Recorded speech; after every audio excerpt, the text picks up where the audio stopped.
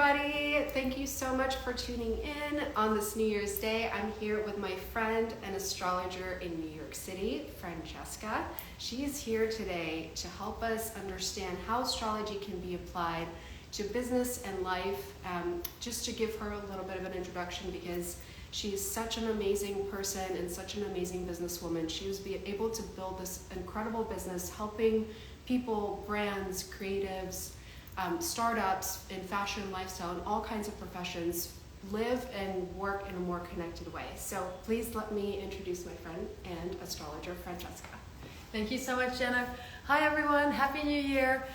Well, we're actually in the retrograde season. However, this is an amazing time because we can reflect, we can revisit, and then by the time we get to, the 19th of January, we'll be ready to go. So this is actually an exciting time. So don't be worried if those resolutions aren't really, how you see them, because in the long run, it's going to serve you.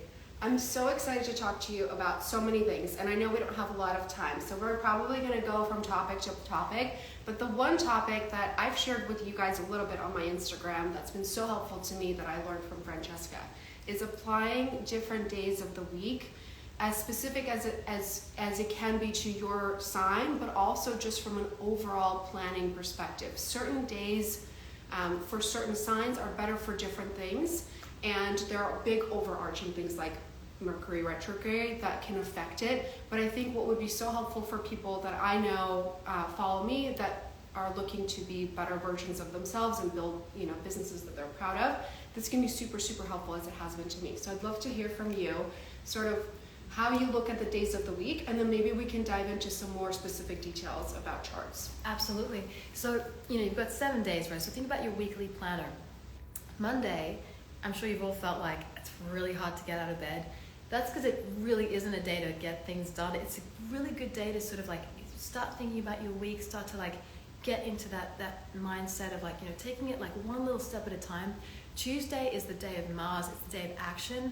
It rules, Scorpio, and also co-ruler with, Aries. So it's let's go, which is why we're doing this podcast today, by the way, because it's her best day of the week.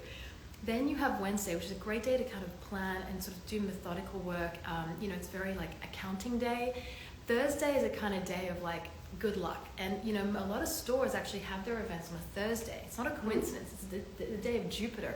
So people kind of want to spend a little more on a Thursday. They want to drink a little more on a Thursday. So true. It's really, I never thought about it that way. You're like, oh my God, I'm going to have fun. And then Friday, you're a little hungover, but luck is on your side because it's the day of Venus. And it's also the day where people get paid.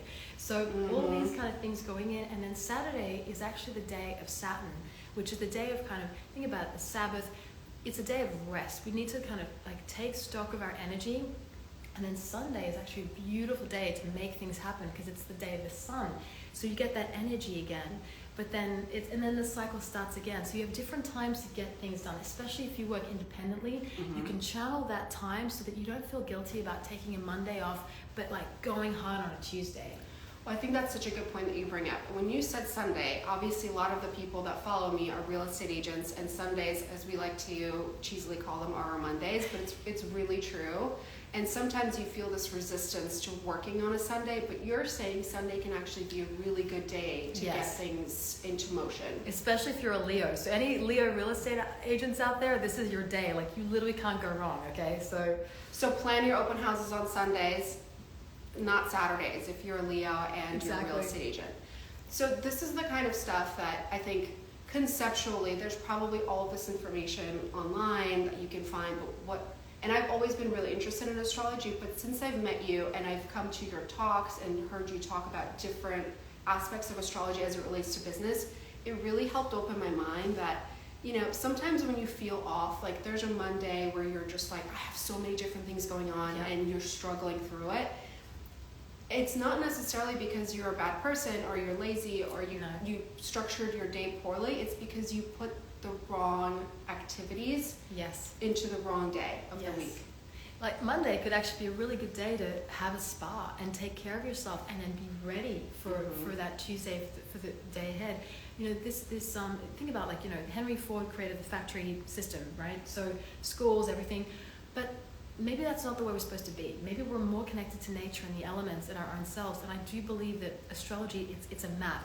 Mm-hmm. It wouldn't be fair that we're these, humans and we don't have an idea of who we are, and there's so much in there. And I think if we plan our day, we can, and even for example, there's a thing called a void moon. And I tell people this, when it's a void moon, you buy your groceries and you forget you have them in your fridge. So it's like maximizing your time and not feeling guilty about maybe having a little, even taking a 20-minute nap. Mm-hmm. That might be good because it resets you, and then you're going to be better at your job. It's so refreshing and so comforting, I think, for people that are like us, independent contractors, just like a lot of real estate agents out there, to know that you're not alone when you're feeling like this day is just not aligning for some reason, and I can't understand why. I put this great plan together, but I've really taken your advice, and every week I have a little iNote saved on my iPhone that has Monday, Tuesday, Wednesday, Thursday, Friday, Saturday, and little reminders of like what I should book for those dates as much as I can, right? We can't control everything. Exactly. But that's been a game changer. I've been doing this now for probably 5 weeks or so. Awesome. And not only does it help you plan, because you're like, okay, when do I want to do this or this? Then you go, okay, if it's a big meeting, I'm going to book that for Tuesday. I know that's when I'm my best. Exactly. But it just helps you know that like, if something's not going right, it's probably because you're not supposed to be doing this today. Exactly, and your intuition knows. And like a Wednesday is a really good day to kind of get like little detail things done. Like maybe like save your laundry day to Wednesday. Mm-hmm. I mean because we have flexible working schedules. Do that then. But a Tuesday, what a waste of energy to spend on details when you can be out in the world and going. And you have energy that day, extra.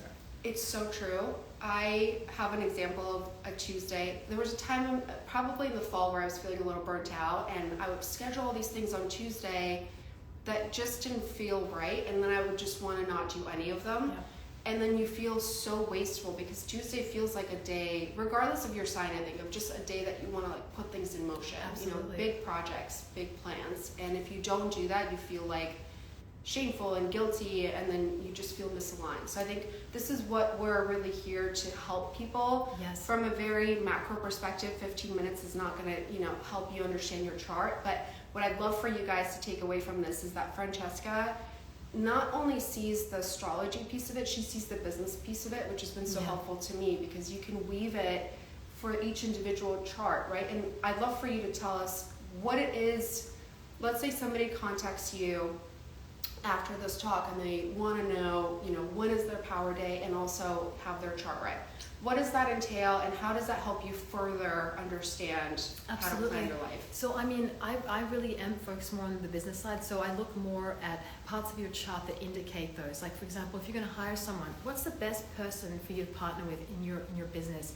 Then career-wise, if you're a little unsure about the direction, I look at that part of your chart and focus on that. A lot of things are about love and things, but I think that most people actually want a great business, and I think that's such a great tool. And that JP Morgan said the difference between a millionaire and a billionaire is astrology, and I really think that's true. I love that.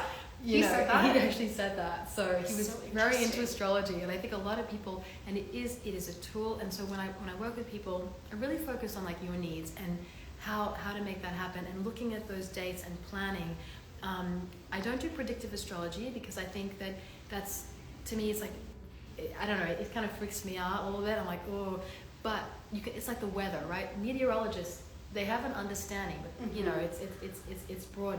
But when you hone in, you can really see how to make those days work for you. And maybe, you're looking at your business partner, looking how the charts work together, employees. I work a lot with stores and like with their employees, and like how this person works better, their love language, like how they communicate. Like maybe someone's quiet, so they're better maybe on the back end of the business, but they're phenomenal employees, but they're maybe not at the office party having fun, but like they're great. And you look at their chart, and you look at their boss's chart or their team's chart, which I think is so interesting, because in our business, one of the things that a lot of agents struggle with too, I would say, are hiring an assistant and having that assistant actually stay with you for an extended period of time, right? So looking at their chart potentially, and yours, right? Contacting you and saying, hey, this person, I'm thinking about hiring this person, what do you think? And then the biggest one, I think, or they're both pretty important, but the other one is finding a partner or a team where you can align, not just from a business sense, but also from a personality sense. 100%. And that you look at in the chart, you can see someone's purpose. So what's interesting is when you have people I have a business that I work with in Brooklyn, great shoe store, it's Diwali, shout out to them.